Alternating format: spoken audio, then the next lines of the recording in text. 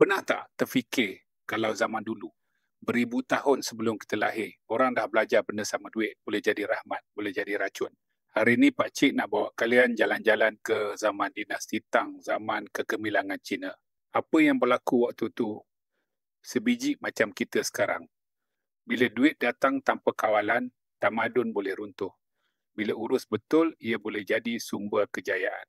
Dinasti Tang bermula sekitar tahun 618 Masihi, dianggap zaman keemasan China. Ekonomi berkembang pesat, perdagangan jalan sutera rancak, hasil pertanian melimpah.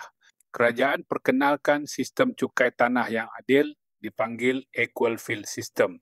Semua orang dapat tanah ikut kemampuan, hasilnya dikongsi dengan kerajaan. Konsep ni hampir sama macam zakat. Ambil secukupnya, kongsi lebihan untuk kesejahteraan ramai. Masalah mula bila pegawai dan bangsawan tamak. Mereka guna kuasa rampas tanah rakyat. Sistem rosak. Jurang kaya miskin makin melebar. Sama macam kita hari ini. Gaji naik, tapi gaya hidup pun ikut naik. Akhirnya rakyat terbeban, kerajaan tak mampu tampung hutang perang, inflasi jadi gila. Dari sini kita belajar 3 benda penting. Pertama, sistem yang adil lebih penting daripada gaji besar. Kalau cara urus salah, rezeki bocor. Kedua, nafsu tanpa kawalan akan makan tamadun.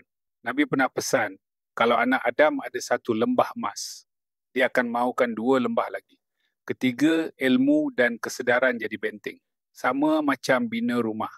Kalau tak kira betul 5 tiang bajet, projek boleh runtuh walaupun rumah nampak gah. Hari ini kita bukan lagi tanam padi di sawah tang, tapi prinsip sama. Duit masuk akaun tiap bulan kalau tak diurus, bocor ikut GrabFood, langganan online, kereta terlalu mahal. Kalau nak hidup tenang, ambil 100% tanggungjawab kewangan, jangan salahkan bos atau kerajaan. Bezakan antara ikhtiar dan takdir. Kita wajib usaha, tapi hasil tetap Allah tentukan. Dan ingat, kaya sebenar bukan pada angka, tapi pada hati yang tahu bila cukup. Dinasti Tang jatuh bukan sebab musuh luar semata, tapi sebab mereka gagal kawal nafsu dan sistem bocor dari dalam. Sama juga hidup kita. Gaji besar tak jamin tenang, rumah besar tak jamin bahagia. Yang penting kita urus dengan sedar, syukur dan reda.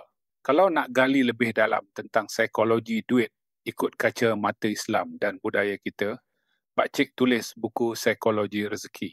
Ia macam The Psychology of Money, tapi versi kita dengan Quran, hadis dan pengalaman hidup Melayu. Boleh dapatkan di Payhip Jiwa Ringgit. Link ada di deskripsi.